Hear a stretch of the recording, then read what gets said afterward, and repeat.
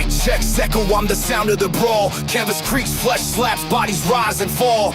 Steel cage dreams, no escape. All pain, blood stains mixed with the sweat and the chain. Adrenaline surging my veins, spit fire. Crowd chants feeding my soul's desire. Turnbuckles tremble when my wrath collides. Glory's the belt and I'm taking the pride. Boom. The squared circle where legends collide. Boom. No mercy, just a wild ride. Boom. Lights flash, fist clash, can't resist. Boom. The squared circle digest.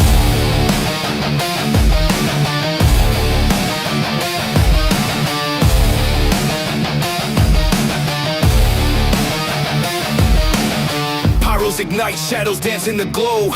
Ringside roar, it's a gladiator show. Chokeholds tighter than the grip of the night. Climbing the ropes to new championship heights. The mat's a battlefield, no room for doubt. Every move calculated, every scream a shout. The bell tolls louder than a sinner's regret. This is the place where the bold never forget. Boom. The squared circle where legends collide. Boom. No mercy, just a wild ride. Boom. Lights flash, fist clash, can't resist. Boom. The squared circle digest. Boom. The squared circle where legends collide. Boom. No mercy, just a wild ride. Boom. Lights flash, fist clash, can't resist. Boom. The squared circle digest.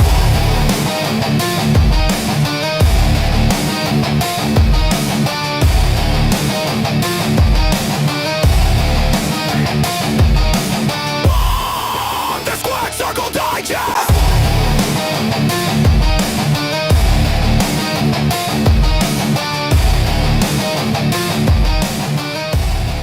It is the Squared Circle Digest. I am Sean Stanley, the great Frankie Fresco, along for the ride. Frankie, how is your day, sir? We're doing well, man. We're just busy, man. A lot of work, a lot of things going on at one time, and just trying to keep up with everything. 100% understand that, my man. I think you're in the same boat with me, so we're both crazy. But we got to talk wrestling. We got some talk time. wrestling for an hour or so, and go into the land of fairy tales and dreams or nightmares, as well as let's talk a little bit WWE first.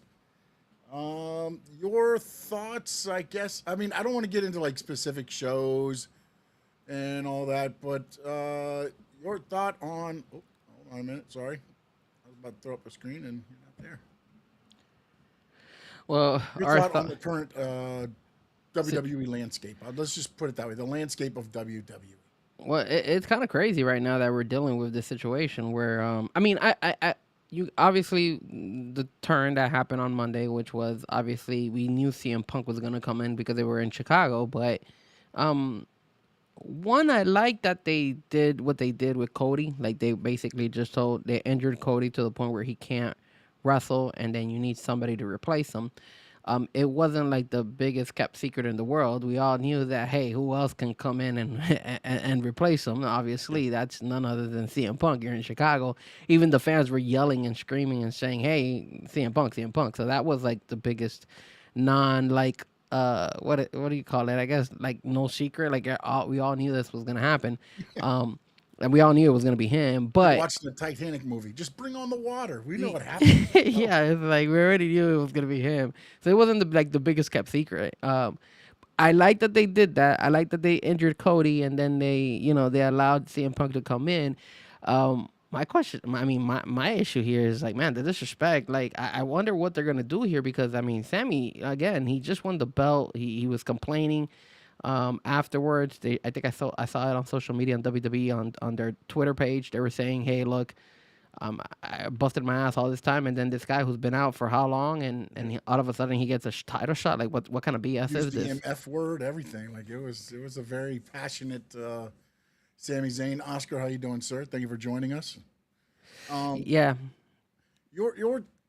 What I thought was very interesting, and now I've seen it on a couple expos, so it's not like something that I kind of really thought of because, again, I forget sometimes what things are said.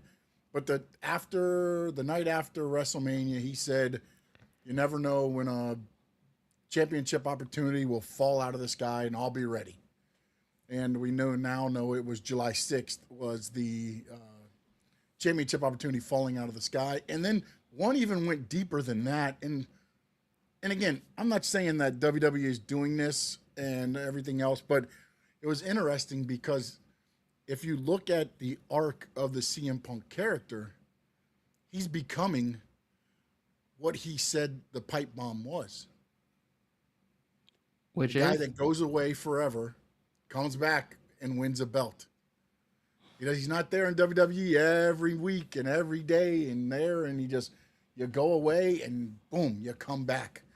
So I'm wondering if maybe there's an arc going on with the Punk character where he's, becoming what he's always been against. And at the same time, what they kind of referenced was, would this help the whole Sami Zayn real last good guy persona? Because the thing is, if you go back to, and this is what they, I wish I would have wrote it down. I was sorry, I was scanning through. It was on X. It was a very in-depth thing. If you go back to when the Daniel Bryan, the Yes Movement, it was the Authority that kept screwing Daniel Bryan. It was Triple H. It was, Randy Orton, right? It was Triple H, special guest referee. Daniel Bryan wins. Randy Orton cashes in the Money in the Bank.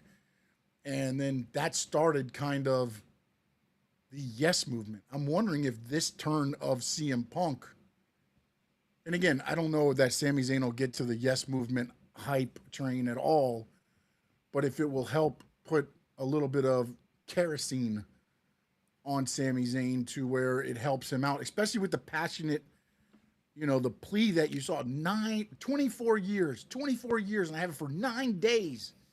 And this guy was out for all this time, and he comes back, and it almost feels like that whole arc is happening here. And I'm wondering if it will help Sami Zayn, maybe in the way it helped Daniel Bryan. And again, Daniel Bryan, the Yes Movement, went on to heights. I don't know that really have been necessarily seen from something that organic. And I know they fueled it a little bit with some of the things that happened, but it's very interesting to see again, because me and you look at it maybe differently, but we like looking at it from the storytelling type of way. And I don't know if they're really doing that or if they're just showing that as a perception to just do whatever the hell they want to do anyways, because that seems to be the going way in TKO and WWE. Yeah, I mean, we're getting, again. It looks, we spoke about this last week. I felt like they're looking for just like highlighted moments, like, hey, let's do these big matches, similar to what AEW does. AEW, yep. They just want to just wow the people, and then just stick them in there and forget about the long term storytelling. In my opinion, I mean, we saw that with the Street Profits just getting beat up, and now they stuck Maxine Dupree with Division.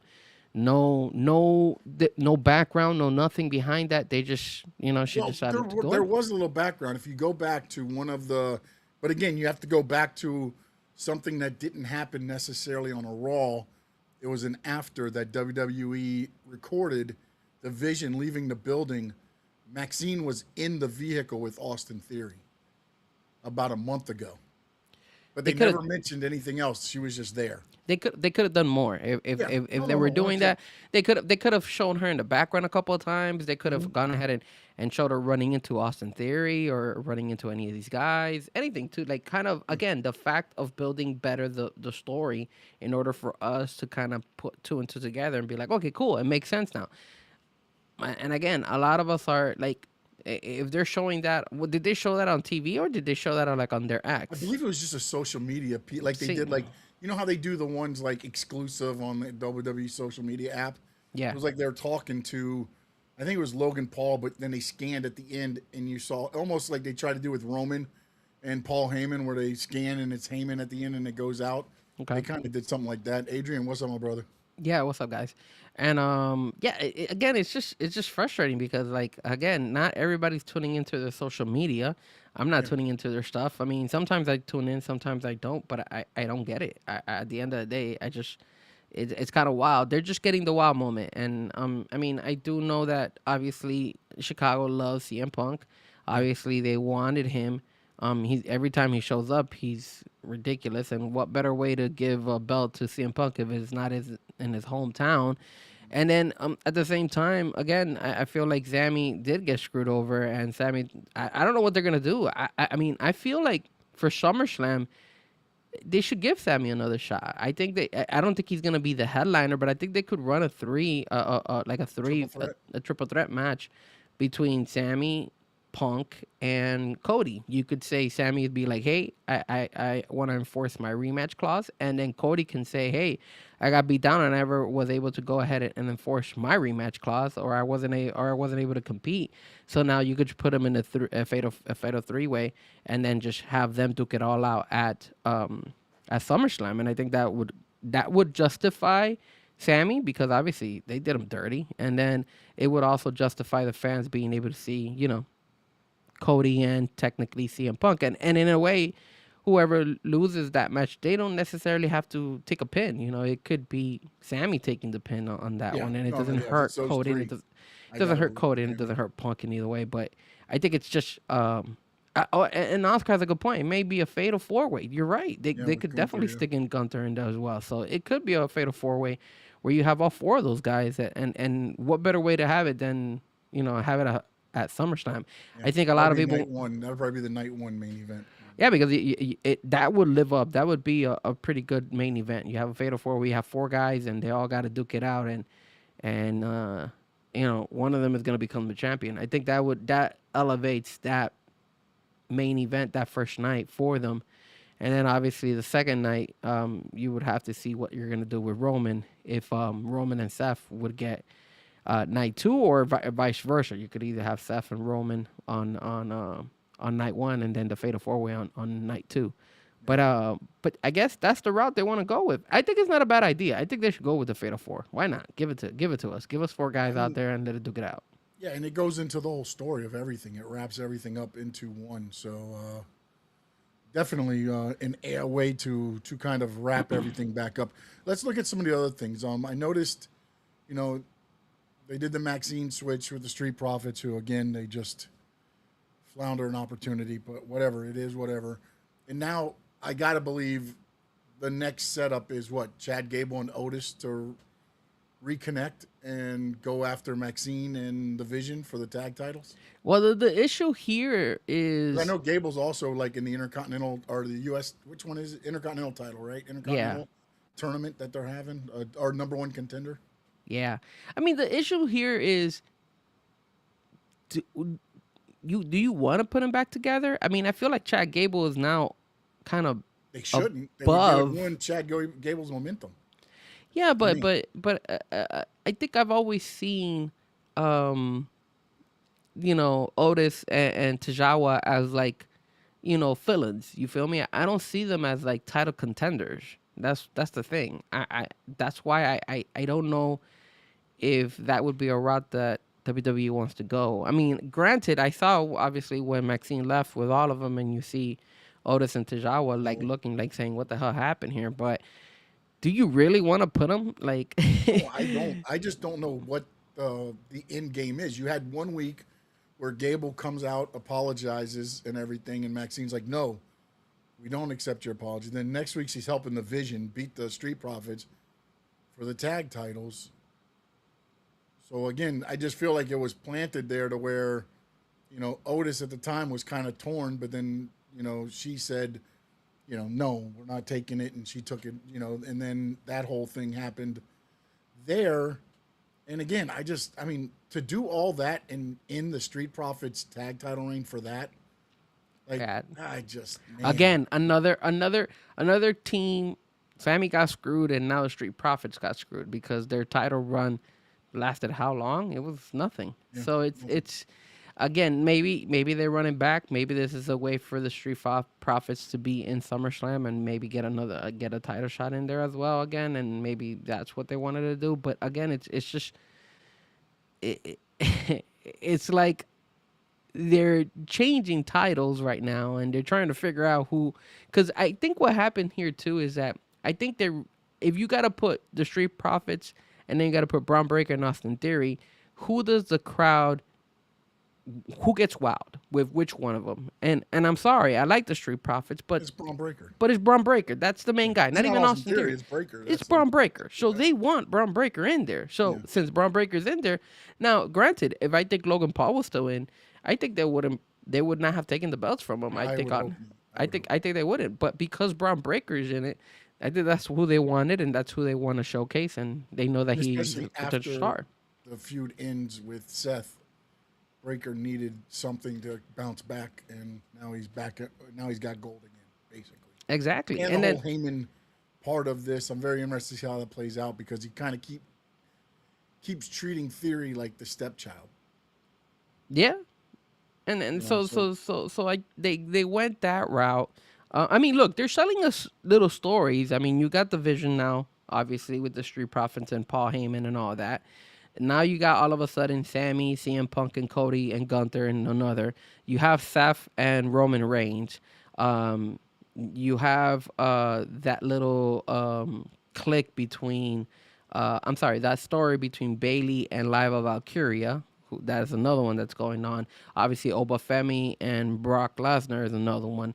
And then you have, I don't know, I guess they still rolling with the Rusev and Yeah, Ethan Page. Joel, It's actually Ethan helping Page, Rusev out a little bit with the Ethan Page. yeah, and It then you almost got goes back to when he started the Rusev Day with Aiden English at the time, who was Matthew Reinhold, who's now an announcer with TNA, when he used to come out and be like, Rusev Day and all that stuff. And it feels like this is more of the heel persona of that with Ethan Page, not the babyface persona. But yeah, I mean, at least, again, and then when you look at Judgment Day and everything, yeah, you got Bronson Reed still out, which I don't know when that's going to happen. But again, remember with the Vision, the interesting thing is, with the Vision, remember, anybody can defend the titles.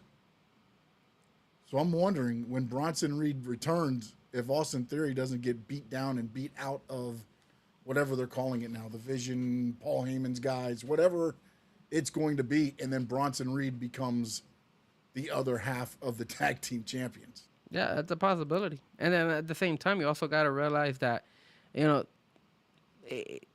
how is the Vision gonna last? Is this something that they want to continue? Because again, they have been a disaster, getting hurt No, left the and only right. thing you can get for granted from the Vision is an injury. Yeah, exactly, bro. That and the tag team belts. That's all they could do in that in the Vision. So it's like it's just we'll see where they go with this. But I mean, there's some stories out there. I guess it's just a matter of like, do you really like? Again, it's if you really like these short stories that are being built very quickly in order for you to be able to give us matches that we haven't seen, or do you prefer it to be built up? Like they obviously the Seth and Roman is something that's been built up over the long term, and they're probably gonna do it like in 4 weeks, all leading up to SummerSlam. But look, you also got a Saturday Night Main Event where they're putting in JD against uh, Dan Housing, and you got a couple other matches in there. So it's like they're trying to put in everything at one time, man. It's just it's a lot, you know. And luckily they only have that Saturday Night Main Event before they go to SummerSlam. But remember, SummerSlam is a big pay-per-view, and it's 2 nights, so they have to be able to fill up Yeah, you gotta good fill matches up. for both of those nights. And nowadays, now ESPN wants 2 matches on their part and 4 matches on the pay-per-view. So you got to do 12 matches. AEW vibes, baby. AEW vibes. Well, I mean, in 2 days, not in 1 day, and starting at 8 and ending at 1. You know what I mean? But Oscar says, I know Braun Breaker's the big ticket, but I feel like Reed needs to come back for Breaker to be more involved in the world title. I don't think Breaker needs to be in the title contention right now. No. There's just too much going on with the Seth part and Roman, and then you throw him in there, and you still got Oba lurking. There's people there right now to where Breaker can build back up his badass mentality by running through the tag teams and everything. I think that's the way to go because, I mean, if you just build him up just to build him back up again, then the Seth thing means nothing because him ending that part of it had a little bit of a exclamation point on it to send Breaker back down to say, hey, remember, I was the head of the Vision. I knew you had the talent, but you didn't have my my knowledge, and now you can see what you're missing, or what, however they want to word that way. That's how Seth was able to take care of Breaker. And then Josh says, "What up, Sean and Frankie? Maxine, really? Look, Maxine's good on the mic, and in the heel persona. I don't think she we've don't seen to her. wrestle.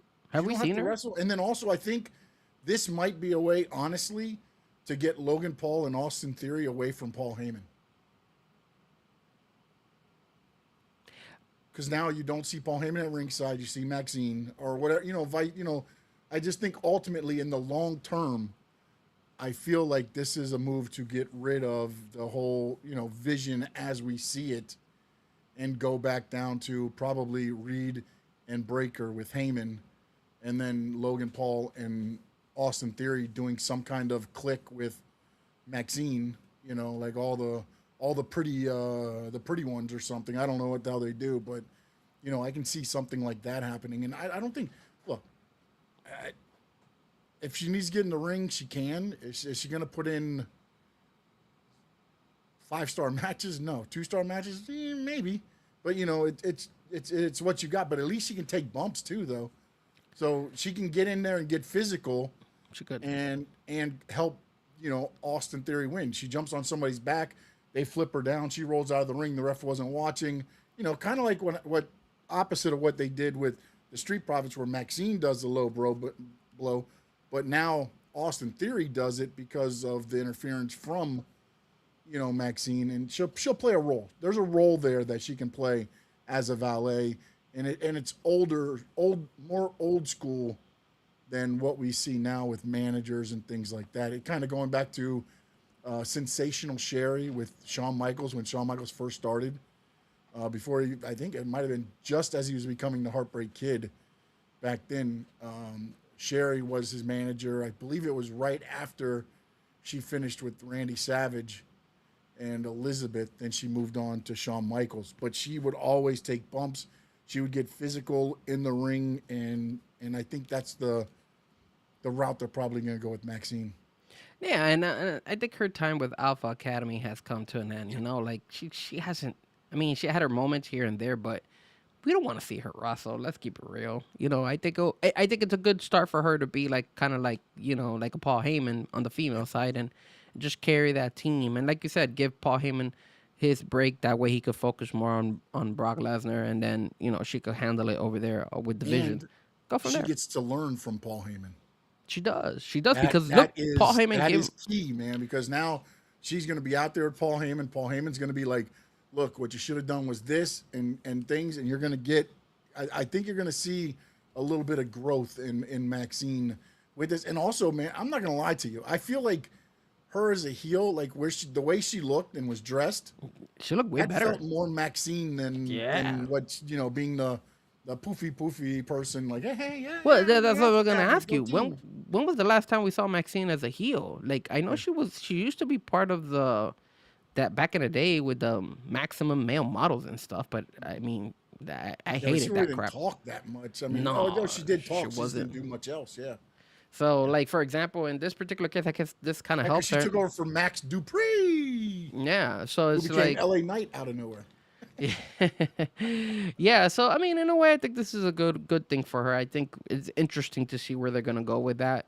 When it comes to Sammy, we already spoke about Cody, Sammy, and CM Punk, and now possibly throwing in Gunther. Your take about this LA Knight and Jimmy Uso? Are we gonna get both of those 1-on-1? Is that's what's gonna happen? I mean, he went and he attacked. I gave him a super kick. Yeah.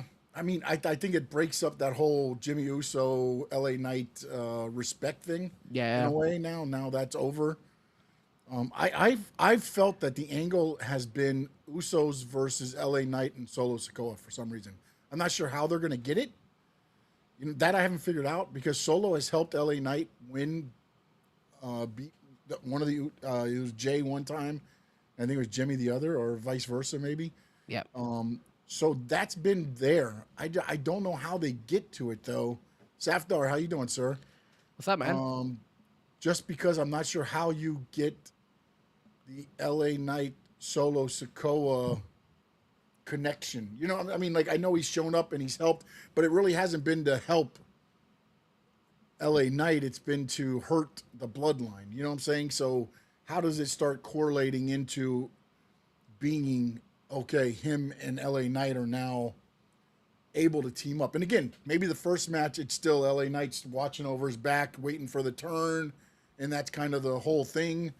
But I think you're going to get the Usos against LA Knight and Solo Sikoa at one of the nights of SummerSlam, or maybe even the Saturday Night Main Event. I don't know. Well, that was where I was going to go with it. I think it wouldn't be a bad idea to have Jamie versus LA Knight on a Saturday night main event. That might be the match, and then you build into Jay coming out, attacking LA Knight, and then maybe Solo actually making the save, or vice versa. I don't know how the... Yeah, because right now, obviously, Saturday night is on July the 18th. So it's in about 2 weeks. And then the only two matches that have been confirmed was Paige and Brie versus Fatal Influence. And then obviously Danhausen versus JD McDonough. So maybe you could... Influence. Come on, Fatal Influence. Come on. maybe you could stick in 3 more matches, I would think. Maybe 2, maybe 3. I think 2. I think you could... I think LA Knight versus Jimmy Uso would be good. And plus, right now, you don't... It looks like we're not gonna see Jey Uso for a minute. Obviously, he's going through some issues right now with his divorce and a lot of criticism going on his way. So I don't know if we're gonna be seeing Jey Uso as much on TV because of the whole scandal that's going on right now between him and his wife and Miss Parker and all that stuff. So it's I think this would be a good way for Jimmy to kind of like roll on his own and be with, have his feud now with LA Knight, and then you could build it up probably for maybe SummerSlam and put him into a match with Solo and team him up with somebody else. That way you could have another big match at SummerSlam. And of course, hopefully by then, Jey Uso's situation is kind of gone down a little bit. So, let's see where that rolls there. All right. Anything else you want to talk about as far as WWE topics of what happened between Raw and SmackDown? No, not really. No, just I thought it was a good move to get Cody out of that situation.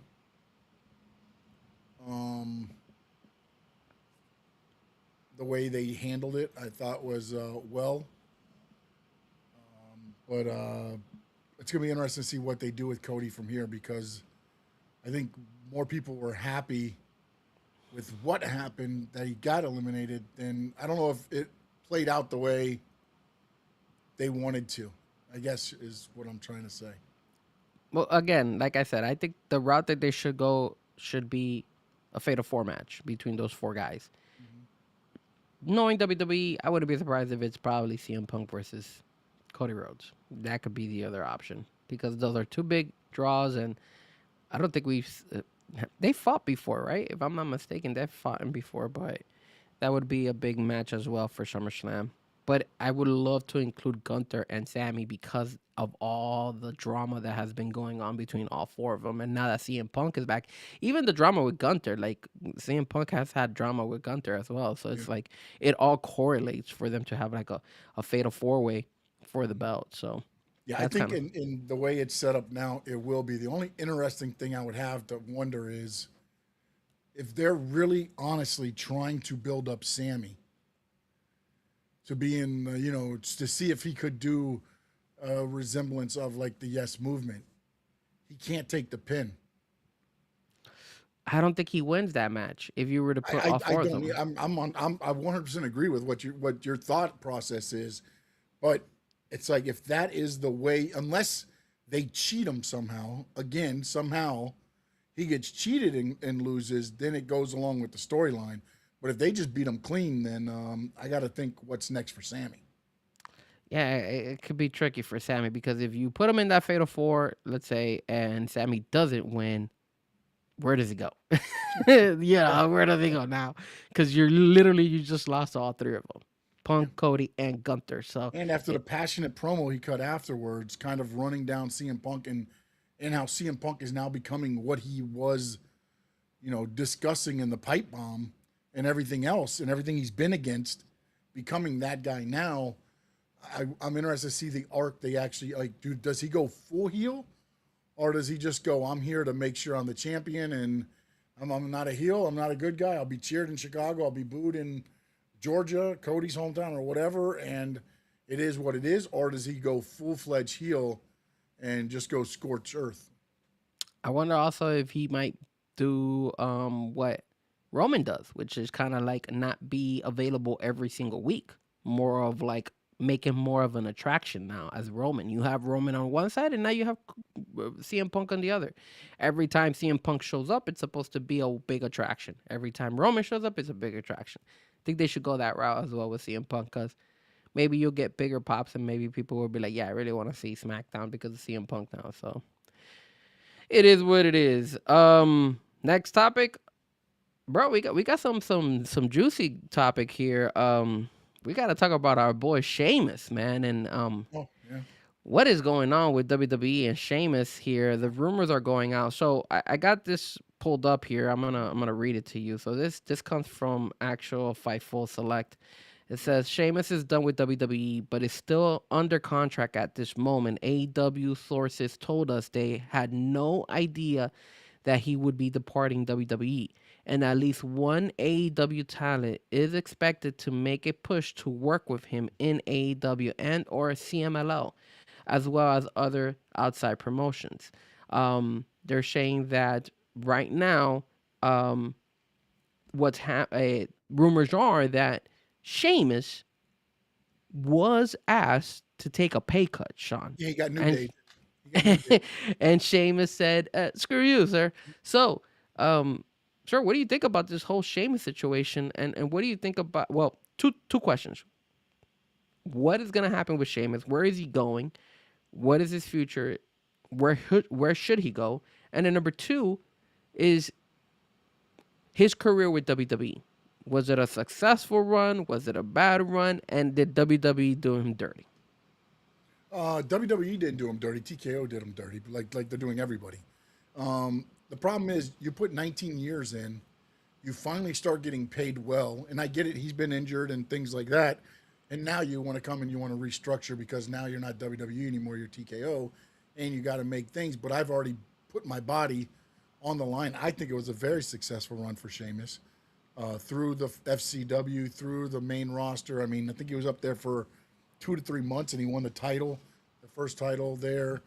What's up, Vince TV? Yeah, no X tonight. I'm sorry, I messed up before I went live, and I forgot to add it again. So I think that there is an issue with the part where TKO wants to save money. Now, I have heard that Claudio Castagnoli, which is a friend of Sheamus, is the talent that will probably be pulling for him to join the AEW CMLL because he's both of them. My understanding is AEW roster, most of them aren't too keen on bringing him in because it's just another ex-WWE guy.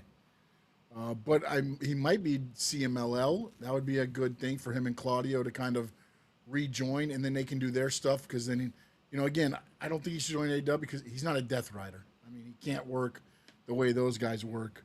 So it would make sense, but to team up him and Claudio maybe in CMLL and some other stuff, I could see something like that. Ring of Honor.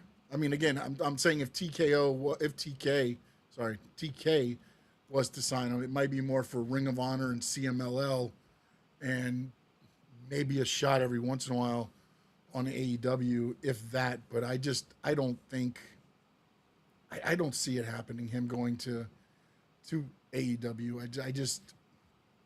I think TK would have to have. I'm not saying Sheamus isn't a bigger name, but Sheamus has been off TV for a while. He has. And I don't know if you're paying that money to bring another WWE guy in because none of them have really succeeded that you brought in. Well, Copeland, Cage, Moxley, Swerve. I mean, if you want to call Swerve a WWE guy, but I feel AEW is the one that gave him the stage to go to where he is now. Yeah. And he is a Triple H guy. You're right, Sammy. So for Sheamus, as you said, nearly a 20-year career. He was a 4-time world champion, 3-time WWE champion, 1-time world heavyweight champion. He was 3-time United States champion, a 5-time tag team champion, 4 times in Raw, 1 time in SmackDown. He was the Royal Rumble winner in 2012, Money in the Bank winner in 2015, and of course, he was the King of the Ring winner back in 2010. Hell of a career, hell of a time with WWE. 20 years. That's a long time. And again, TKO, I think, did him dirty. Obviously, they're like, hey, we're not gonna pay you, and plus, he's up there in age too, right? Yeah, I Like mean, he's the problem too not- is though is TKO when TKO took over, Sheamus hasn't been healthy since. I mean, that's one of the things against him. But again, I'm not healthy because I put my body on the line day in and day out. When it was WWE for again they're doing 5 nights a week, up until the COVID and stuff like that. So you're thinking about how much wear and tear he put on his body. Yeah, after 6 years now, so 13, 14 years of doing that, your body's going to start breaking down. Especially he's a bigger guy, man. He's a bigger guy and he took big bumps. I think the only thing that sucks for Sheamus is that he wasn't ever able to win the IC belt, which would kind of give him the Grand Slam, also, like John Cena. So I think that's the only thing that might be kind of like a disappointment for him if he was really looking for that. If he where to go, like you said, Claudio and him, when Claudio was Cesaro and all that, they had a good run over there in WWE together. But like you said, if you go to WWE, I'm sorry, if you go to AEW, you're not. I haven't seen any of the old timers that have made that switch from WWE to AEW have like a big impact. I think I've seen more go back than have done good. Yeah, Honestly. I mean, if you look at it, I mean, I know Aleister Black got cut again, but yeah. I mean, But, well, I'll say and then this: let the me ask only you guy. this, though. Wait, hold What on. about The only TNA? Because I forgot about TNA. the only guy that has actually had some success was Andrade El Idolo. He's doing So good. he's having success right now. So yes. I'll take that back. He's probably the only one I'm saying because Cope is. You could say he's having a little bit of success, but But he's Cope a is. legend. That's the thing. Yeah. He's a draw because of his name. Just Yeah. he could be Edge, he could be Adam Copeland, he could be AC, whatever. You know what? I just thought about that. They You messed could- up you could- on that tag team. They should be ACCC. Playing off ACDC for Adam Copeland, Christian Cage. No, and you could run it back between Sheamus and Edge or Adam Copeland now in the AEW roster because that was Adam Copeland's last match, if I'm not mistaken, in the WWE world. So I mean, there is opportunity now. TNA. I mean, look, if you bring him to TNA, here's my issue.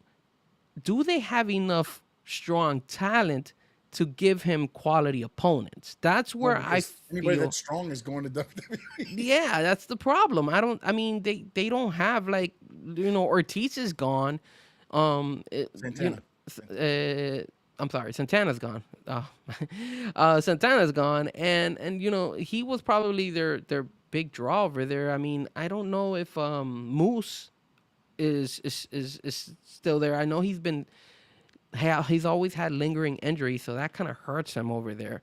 But there's nobody like, hey man, I really want to go see him. I mean, Dolph Ziggler's out there, which is Nick Nemeth and all those guys, but that doesn't. I don't think that's gonna make No, a big draw. It's kind of just like when I look at AEW and him. I know they've got Will Ospreay. I know they got Swerve. I know they got some of these other guys, but I look at Sheamus's style and their style, and I just don't know that it mixes to where I'm like, I got to see Sheamus against Will Ospreay. I got to see Sheamus against Sheamus against Swerve might be pretty good because that'd be pretty hard hitting. Sheamus against Hangman Page, that would be good. Sheamus against Brody King, that'd be pretty deep. I mean, again, I'm talking just beef. Yeah, AEW has the talent out there, but they tend to again not know how to use the big Yes. guys out Bigger there, and guys, that's yeah. the problem. Because who was the guy from TNA that they signed and they brought him? He was part of the Don Callis, and I thought that was a bad signing by AEW to bringing him. Man, I forgot the guy who has the Josh Alexander. Josh Alexander. Where has he been? You He feel got me? hurt, I believe. I believe he's hurt right now. but even before then, Oh no, you yeah, know, yeah, he was being. his run wasn't that great, and I don't know why they signed him, because I was like, damn, I don't think they're gonna have a good run with him because they don't know how to use big guys. I mean, but again, I mean, it could be, there could be some really good matches there for Sheamus in AEW, but like you said, I don't think AEW at this point knows how to use the big guys, and I think that's where they suffer. There's some good possibility. I mean, you got Samoa Joe out there. Um, who else you got? You got like you said, MJF. You could probably put him. You could put. I mean, look at Champa. Champa's there, but I don't know. Champa's kind of disappeared too now. Like, I don't see Champa as much as before. And you got some young talent like Kevin Knight who's out there. So there is some opportunity for him, but again, I just feel like when it comes to the AEW world, they just don't know how to use these guys. I mean, and at the same time, I don't think AEW wants to crank the bank on him either, bro. To be honest with you, if he's if he's gonna ask for a lot of money, I don't think Tony Khan wants to pay anymore. Think and that kind of is gonna lead up to the next topic that we have, but I think that's where the issue is too. I don't think Tony Khan wants to pay money. And look, another guy who I'm looking at the AEW roster, another guy that also kind of has fallen in the last couple of weeks. And I know he got injured and stuff, but Bobby Lashley, you know, that's a big dude. Again, they don't know how to use and the hurt business, right? So it's like, where are these guys? And I don't know if they're still having lingering injuries, but it's kind of disappointing. Like, they don't know how to use these big dudes. So that's why I do feel, if I was Sheamus, I would, if I had to sign, if I go to AEW, I will do that. I will do the CMLL route. Like, I would go out there and build again, you know, my name out there, because I think that would work. Working for the CMLL side over there. So that would be good. No doubt. Put Sheamus versus Beef. I mean, that's crazy. I mean, again, but again, this is what you're right about, is that AEW has not been able to package the bigger wrestler. I mean, look at Lance Archer. I mean, you have Lance Archer there, Brian Cage. You have all these guys, Bobby Lashley, which you mentioned, and other guys. And Look, Big Bill's leaving. They almost feel. I almost feel like if they put one of the bigger guys in the title picture, they would feel that they were WWE. Yeah. That's the way WWE does it. So we're not doing it. Yeah. But then they just missed the.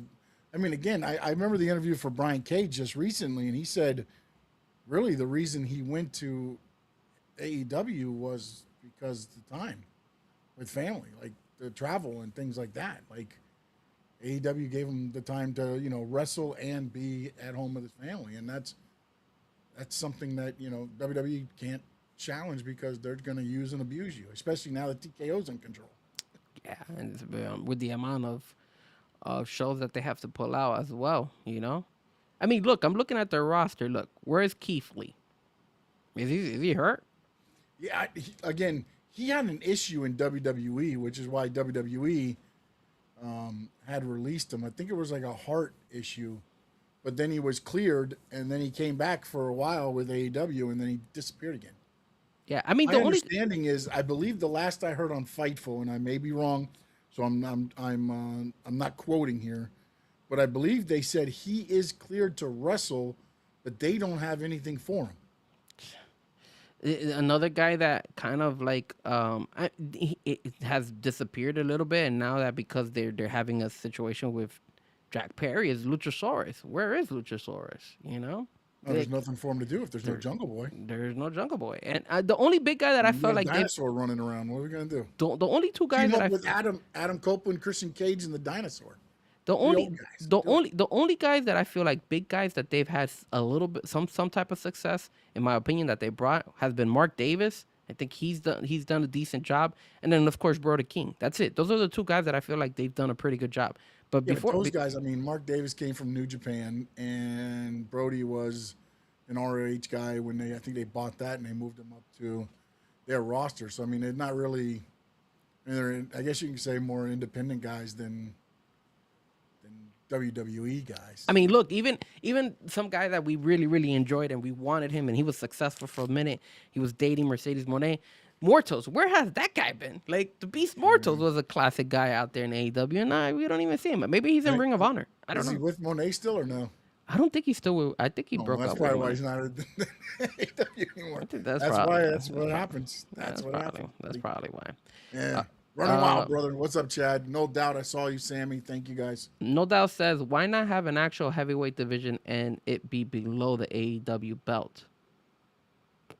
What do you mean by that? Do you mean It like means like have a super heavyweight champion and make it Bobby Lashley, Lance Archer. It's not a bad idea. Make a division for the super heavyweights and then put a title on it and let them. That's not a bad idea. That's not a bad idea because look, WWE has the Monday Night belt and then they got the SmackDown belt. So you got two different belts, and you could do that. But again, do you want more belts in AEW? That's the other thing too, because they got the trios belt, they got the women's tag team belts, they got the males tag team belts. Sometimes we don't even get to see those guys. And then you they're got bringing another title, right? A TV or no, like TNA.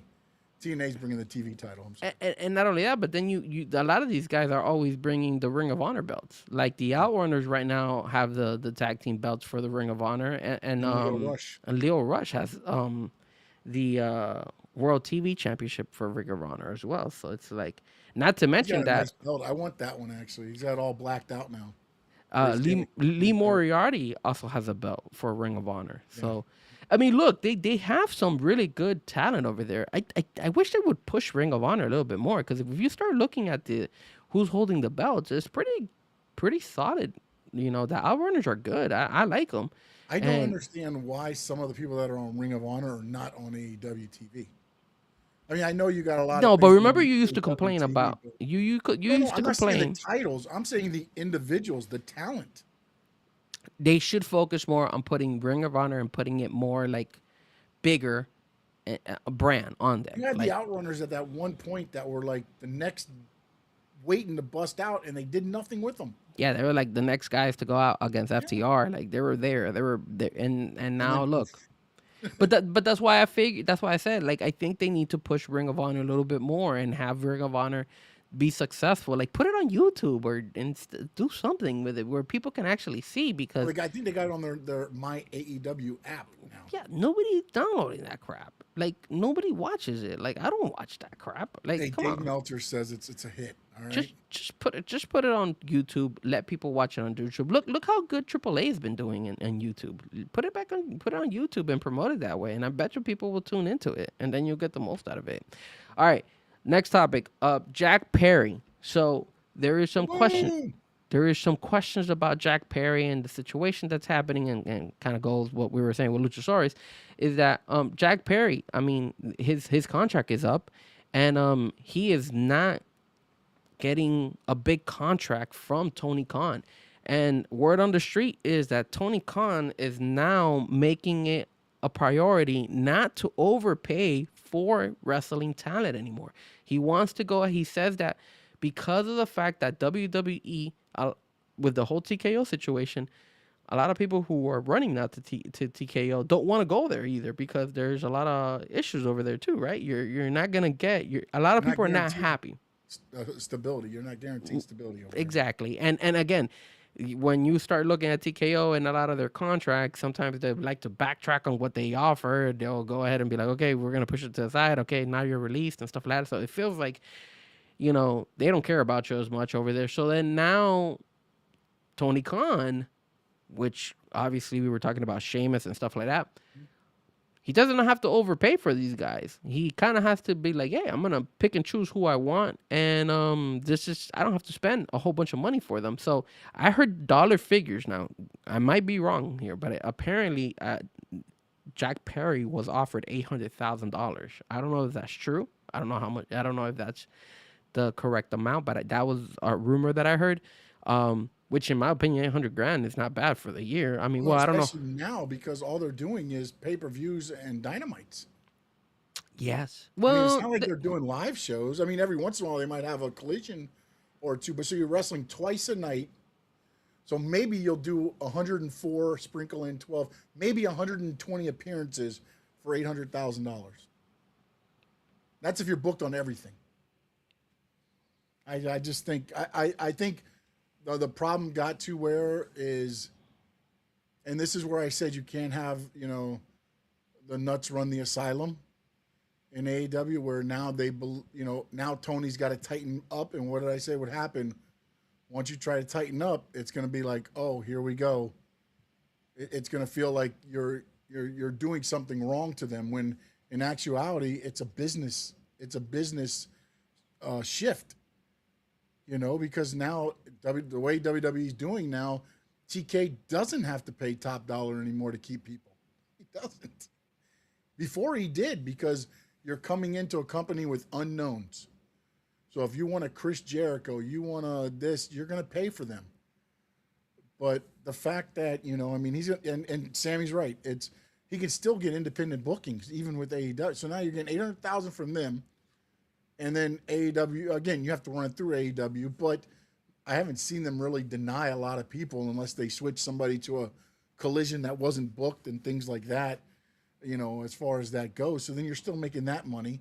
You can do, the signings at the Comic-Cons and the WrestleCons and everything else. You're gonna make close to, I mean, and then again, when you're on there, why not start using yourself as a brand? That's something I think a lot of these wrestlers don't do. Get an agent, make yourself a brand, and especially in AEW, because I don't think Tony Khan owns, now I get it in WWE because WWE owns the names. Like, for instance, Sheamus shortened his name to come to WWE. When he wrestled before, it was Sheamus O'Shaughnessy or something like that. So he shortened it to just Sheamus for WWE. Now when he goes back out to independence, he can use the Sheamus O'Shaughnessy, but he can't just use Sheamus. So you can't market yourself necessarily in WWE unless you do it on your own under your name. But then it gets harder because then you're like, Sean Stanley, FKA, Sean Allen, or whatever, also known as or whatever. Whereas in AEW, I don't think Tony Khan has ever assigned their name. Like, he's let everybody keep their names. So you could have been a brand all this time and just making money. And I'm sure if you talk to TK, they probably have a talent agency where they'll take 10, 15, 20%, and then you're making even more money. It's just, I just think it's very nearsighted. And then also, I think another telling thing of the whole thing too was when he was asked now who he thought the four pillars of AEW are right now. None of the four pillars originally named were on it. Here's the thing that I pulled up here. Ringside News has said this is from Self-Made Sessions. They said that Tony Khan no longer appears as pressured to hand out huge raises just to keep talent from leaving. The reason is pretty simple. WWE is not viewed as an automatic golden ticket for every former AEW wrestler. Here's what's going on with that. It's nothing against Perry. He will most likely stay in AEW, but he would like to get a big raise like most people get when it's time to re-up with AEW, because that had been the norm, which is true.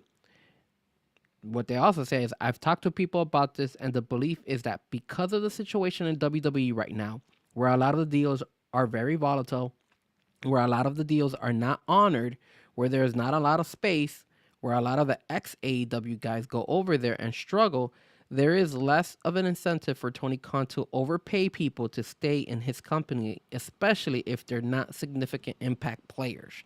So Tony Khan, it also says here, so Tony Khan now, he has no incentive to go, oh my God, Jack Perry, please don't go to NXT, please. Here is $800,000. It does not matter, because everybody knows if Jack goes to NXT, he may do well, he may not. So Tony's basically taking the approach of, well, all right, I'm not going to go crazy when these deals are up. And it's true. Like, granted, you had some success. Look at Ethan Page. He left. He let him go. He's having a pretty decent run over there. But Ricky Saints is another guy that left. And, is he doing that great? I mean, he's okay. There is some people that have gone. I mean, Jade Cargill, that one was one where obviously her physique and her way of being made her who she is. Her aura, yeah. But some of the guys that have gone over there to the opposite side, I mean, to the from the AEW world to the NXT, because usually they jump straight into the NXT. I mean, look at Penta. Penta's doing good, but Ray Phoenix seems kind of lackluster on that end, you know. So it's like, do you really Well, they want put to? him in AAA, and it's rejuvenated him. 'Cause, He has, yes. I think he needs to stay more in AAA than anything. I'm glad he has that AAA belt on him. I think his style though is much less WWE than Penta.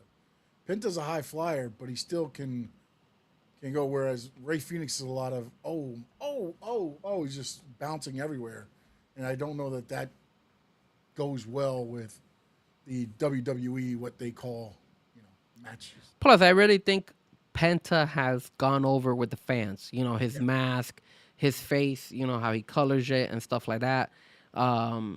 His Whereas Ray walk, Phoenix looks like Dragon Lee. yeah, his They all entrances, look his like that's a guy with a mask. the way he comes in. You know, those things are very. He's caught the attention more than Ray Phoenix. Ray Phoenix, unfortunately, has not gotten that type of love from the fans. But like you said, he's doing better in AAA. So we'll see if AEW does decide to pay Jack Perry at least somewhat, and maybe he sticks around, because I mean he is a draw. I mean, if he goes to NXT, I think it would be a good point for him, but in NXT. But the problem is he, once he does his NXT run, if he moves on to the main brand, is he going to be able to be a heavy hitter? Is he going to last? Because look at And Ricky this is the Saints. other thing. If he's turning down 800 from AEW, what is he expecting to get paid at WWE? And we've seen anybody that's getting paid, where they go straight to the main roster, or they're there for a week or two and then they move up. I mean, they're not going to be in NXT long if they sign big money. Yeah, it's not like, if you start noticing, it's like, so some of the people who took advantage of it, like Blake Monroe, she was one who took a really good advantage. Jay Cargo, she took advantage of it. Those ladies were able to take advantage of, you know, hey, they want me here and they also want me there. I don't know if WWE is saying, hey, I want Jack Perry. Yeah. I don't think so. So it is what it is. All And right, then sir. also, real quick, the 4 pillars Tony Khan named now. Do you remember who the 219 group was? 2019. The 4 pillars: War. Okay, so here's my guess. I would say it was MJF, Darby Allin, Jack Perry, and there was one more young person. Who was it? Was it Orange Cassidy? Spanish God. Oh, Sammy Guevara. There you go. Okay, so I got 3 out of the 4. Yep, you got 3 out of 4. Good job. And now he says, Khan said the title of 4 pillars is somewhat in the eye of the beholder, and that there are many great talents. But if he had to pick 4 from the current roster, they would be. You think you can name 4? It's two women and 2 men. MJF? Nope. Wow, he didn't even put MJF in I there? told you, none of the original 4 are on here. Damn, None that's of the crazy that he didn't put MJF in there. Will Ospreay? Nope. The 2 guys totally blew my mind when he said it. They must do something backstage that we don't notice. I mean, they're good in the ring. Don't get me wrong. They're not bad, but to be a pillar, like, I don't know, it kind of threw me off when he said it. Is it this guy, what's his name? Is it Kenny Omega? Nope. Damn, those are all the heavy hitters. Swerve Strickland? Nope. Okay, who are the okay, let me try with the women. I'm having a bad luck here. Mercedes Moné. Yes, you got one. Oh, okay, good. I figured. And then I'm assuming Tony Storm maybe the next one? Nope. No, okay. Remember, current Tony's out right now. So. Okay. Tekla? Yep. There's your 2 women. Okay, so those are okay, reasonable. Those Yeah, are I don't have reasonable. an issue with that. I don't have Okay, an issue with that. man, who the hell? Better not be Hangman Page, because Hangman Page sucks. No, I mean, again, I don't think you'll ever figure it because they're good guys, but they're not like guys I would be like, oh, okay, those are pillars. Kevin Knight and Kyle Fletcher. Okay, now Cloud Fletcher. Well, they're up and coming. I will say this: I they're know, up and coming. I agree that 100%. But if you put Mercedes Moné and Tekla as the women, I would think it would have to be like Will Ospreay and Swerve for the guys. Or Will Ospreay and MJF still. Yeah, I mean, if you want to throw MJF, however you want to do it. But I mean, it's got to be I just thought this was right before Forbidden Door, so yeah, that was said, and I was like, wow, it kind of caught me off storm because the fact that again, none of the original four were there anymore. It's not like something that, I mean, it's almost like the Four Horsemen now, right? You can just put anybody in there. You got different groups. The Four Horsemen in 2019 were this, and then now the Four Pillars in 2026 are this. All right, sir. Last topic of the day, because we know we gotta end the night soon. Our last topic is AEW relying too much on dream matches instead of character development. And we say this because obviously tonight we're getting again another dream match. We're getting MJF versus Kenny Omega. And again, Kenny Omega now on the verge of possibly not being able to compete for an AEW belt. You also have Takeshita versus Kyle Fletcher. That has been a really good storyline, and now you're getting it on Dynamite. Pay-per-view, but here we go, Dynamite. I mean, well, it's technically Beach Break. You're getting Ciampa versus Chris Jericho, which again, that's another match that could have been easily on a pay-per-view. And then this one I could understand, which is the Casino Royale of the women. Yeah. So that one should be fun to watch, but talk to me, sir. John Moxley and Will Ospreay versus the Workhorsemen. So that's it. That one's okay too. That's a throw. That's a TV match. Those are TV matches. So out of all those matches we mentioned, 3 of them are really like they should be pay-per-views, right? Like, yeah, I would think, at least somewhere on the pay-per-view, especially when you have 15, 16 matches, 3 of those. Yeah. So again, sir, what do you think about this? Is it just dream matches, or do you really feel like their character development is actually working for them? Well, I think at least with this one, with the MJF Kenny Omega, I'm hoping there's going to be a story in this because the next pay-per-view is Redemption, and that's it's in Kenny Omega's hometown. The thought was it was going to be MJF versus Kenny Omega at Redemption. Now, I don't know if they can do this because I know AEW is very against this, but lately MJF has been the first match. And when you put that on first, you could do this where it's a disqualification or a schmoz. So now Kenny Omega doesn't lose the match where he can never challenge for the title again. And it gives him a reason to go for the title at Redemption. And then I believe he'll win the title at Redemption. And I think you might get Kenny Omega, Will Ospreay at All In. Man, I think TK wants that match one time. Look, Will Ospreay is going to be around. MJF's going to be around. Kenny Omega is the wild card. Yeah. How many more of these matches are you going to be able to get with Kenny Omega because of the injuries, everything else? I mean, look, Kenny Omega's been the guy for a lot of this time, but now with the injuries mounting, and then this goes to the whole thing to where dream matches, do they take precedent over?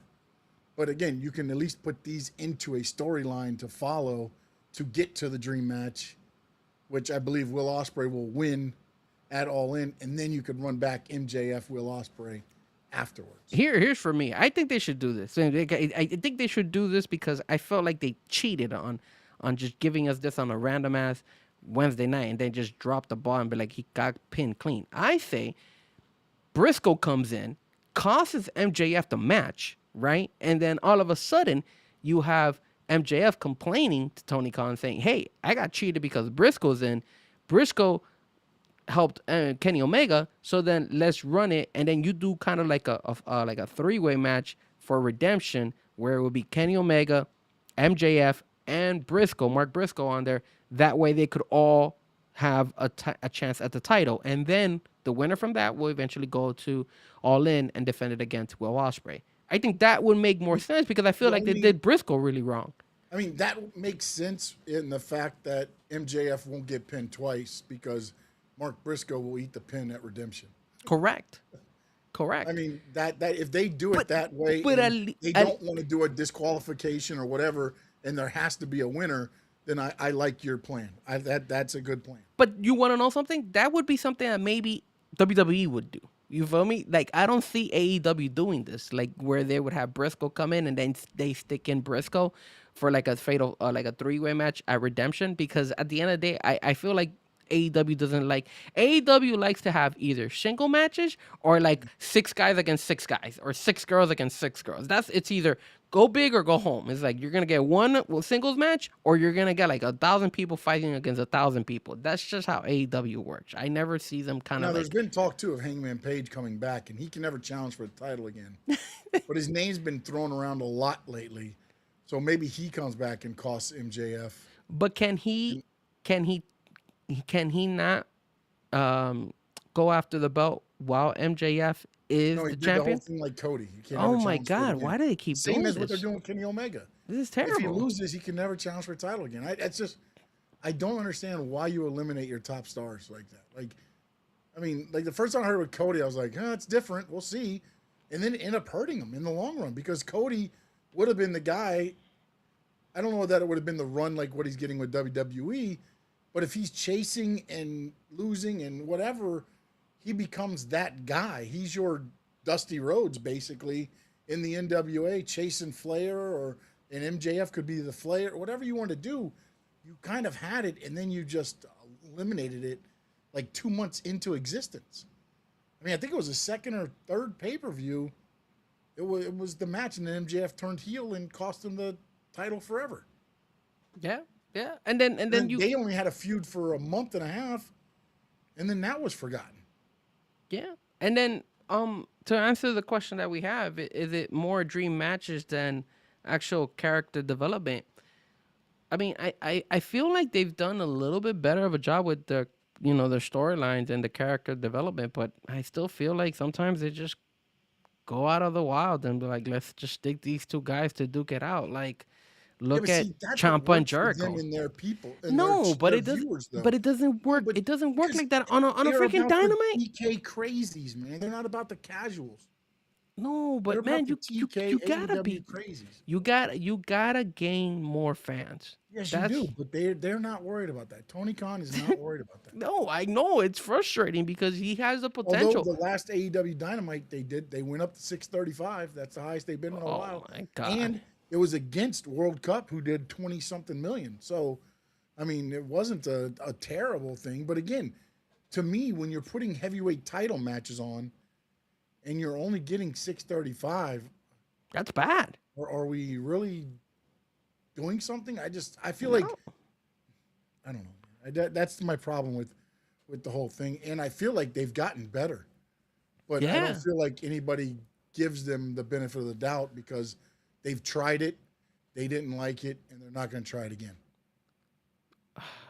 I feel like Although WWE is messing around now, and they may send some people back over for a second taste, and then it might be a little bit different. Paul White, Big Show, did an interview today, I heard about that. and he was like, "Hey, come to our show, man. We're best bang for your buck.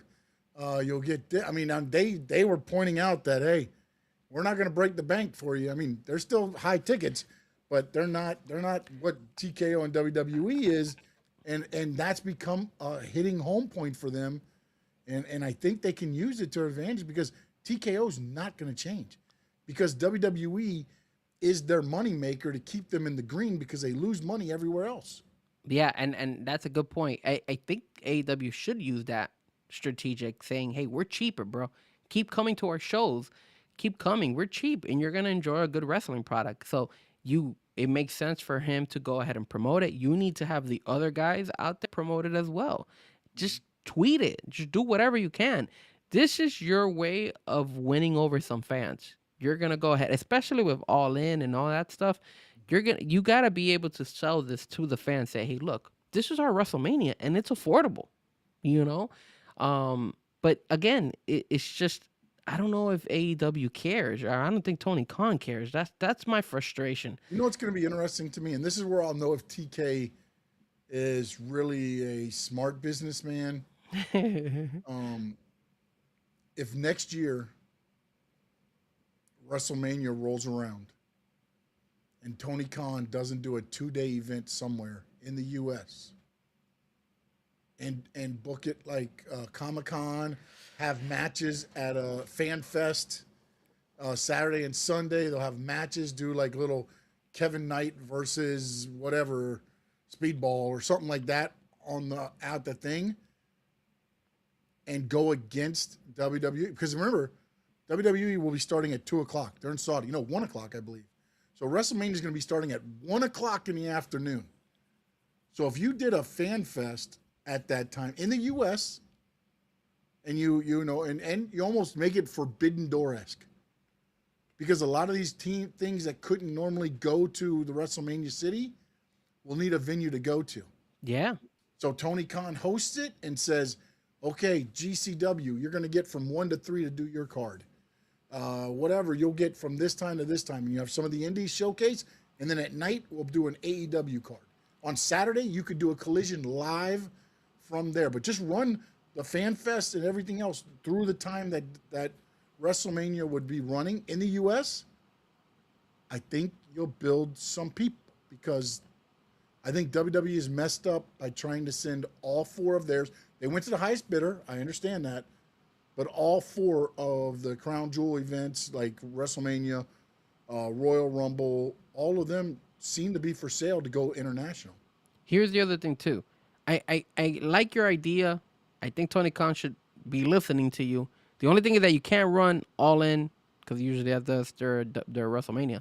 You can't run a 2-night because then we're gonna get like 30 matches between the 2 nights. I wouldn't run a pay-per-view normal. I would even be petty as hell. I would be like, the next pay-per-view is Gotcha. And just run it as that. Pay-per-view is Gotcha. And just be like, there you go, bam. Hey, I've wrestled in those rodeo grounds in Davie. Many shows, buddy. Many shows. I was on one of the great cards that was down here. It was the main event was Dusty Rhodes versus Kevin Sullivan versus Abdul the Butcher versus Terry Funk. Pretty legit matchup. And that on that card also was Christopher Daniels. Who else was on there? There was a lot. We had a lot of guys in for that. That was a stacked card. Yeah. So I mean, I like your idea. I think they should do it. And not Commissioner Christopher Daniels that Frankie doesn't like. I'm talking about Fallen Angel Christopher Daniels. And we had at the time it was Joey Mercury and Joey Matthews. Then Joey Mercury went to WWE and became Mercury and Morris. But yeah, so we had some guys on there. It was a good card. That card. But we did a lot of. I actually wrestled. At the time he was Antonio Banks. I wrestled MVP at the rodeo arena at the rodeo grounds. Did he beat you? No, I won. Wow, impressive. Beating MVP out there. I like it. But yeah, man, so that's pretty much all it. Actually, I didn't beat MVP. I beat Antonio Banks. AKA MVP. Yeah. There you go. That's the way you gotta sell it as MVP. Not Antonio Banks. We like Antonio Banks, but MVP. That's how people are gonna know. Sean Stanley wrestled and beat MVP. There we go. There you go. All right, sir. Don't forget to follow us again. Squared Circle Digest. Frankie Fresco on all my YouTube, on X, on Twitter, on Instagram, on what else? Facebook, on all these social media platforms. Don't forget to also follow of course, Sean Stanley. Sir, where else can they find you? SS_Sports Talk on X. I am Stanley Media House everywhere else, and then Stanley Media House Network on YouTube. And Chad, the Maniacs were running wild at the rodeo grounds, buddy. They were running wild. And don't forget to also tune into the NASCAR talk. I be watching racing, here and there, and then of course you also have the Florida Sports Unfiltered with Adrian as well. Yeah, absolutely. You got those coming around. As for me, I am always DJing around all of Miami, so you guys can catch me anytime. Just follow me on my social media, and then you can see me. I'm usually DJing everywhere. I'm always busy. And the elephant of the room, I know a lot of you guys, Oscar mentioned it, No Doubt mentioned it. A couple of you guys, I think even Josh mentioned it. Yes, it was a very difficult day yesterday. I have been sad. Adrian mentioned it, why you seem kind of sad. It was very hard. It was difficult. It's disappointing to see my country once again not come up and live up to expectation. But, I've come to a conclusion that we're We're not really good. We're. I've always said to my brother, because we had conversations for hours. We're just above, like, middle ground. You feel me? Like, I feel like the United States is middle ground because after seeing how they got destroyed against Belgium, it was so disappointing. But I always feel Colombia's just above. But they're not on that upper level, like the Argentinas of the world, the Egypt. France, the Englands. We're not there, and unfortunately, it was really disappointing. Switzerland is a good team, but after looking back, I really do feel that we should have won that game. Plus, it's time for us to change some of those guys, man. I love James Rodriguez, but he's too old. Get him out of there. Quintero's another one. Get him out of there. Camilo Vargas, which was one of the teams that one of the teams that did not, one of the players I did not like being part of Colombia. Should have never been there. Couldn't even do anything. The penalty kicks. I mean, come on, man. Get rid of those guys. It's time for us to get with the youth. You got to bring the youth. We won Copa America sub-17. Our sub-17 team beat Brazil, all the 17-year-old Brazilians and all the 17-year-old Argentinians. We beat Brazil in the semifinals. We beat Argentina in the final. We had not won a sub-17 in soccer in like 5 or 6 years, or even longer than that, and they win. So the future is bright. You just got to give those kids the opportunity. You can't let Colombians go and play for Mexico. Quinones could have helped the team a lot more the way he helped Mexico. Those are my two takes. And it's Colombia, man, with an O. C-O-L-O. I hate when people put a U. Jesus Christ. That's the university. Yeah. It's frustrating. How about that People Egypt team? Oh, man. They were playing. Yeah, that was a good game too. I'm not gonna go and complain about people favoring Argentina and stuff like that. Look, man, when you got a 2-0 lead, come on, man. That's on you, bro. You should have stopped them. Stop them. 2-0? Get out of here, bro. Come on, man. And they scored 3 goals within 15 minutes. Get out of here, bro. That's the part that's like. You can't blame FIFA for that crap. You gotta blame yourself. That was terrible. All right, man. Anything else? That's all, my friend. Frankie Fresco, thank you for your time. Mr. No Doubt. Yes, like Colombo. Oh, I got doubt. no doubt. Chad, appreciate you. Josh was in there. I know I saw Adrian was in there. Sammy in there. As always, Fins TV. Make sure you check them out. Go to X. And they got some shows coming up soon. I know there was a cinematic drop earlier today or yesterday. Yeah. Safdar was in. Oscar was in. Me Papa was in. Appreciate each and every one of you that was in. And more comments coming in. Hold on. Let me get back down to the bottom. I'm not sure what that is. Colombo, is that the goat? I think he said Colombo. It looks like a piñata. I don't know. It looks like a goat. Yeah, it is a goat. Chad's throwing out daggers now, man. He's just throwing salt in the wound.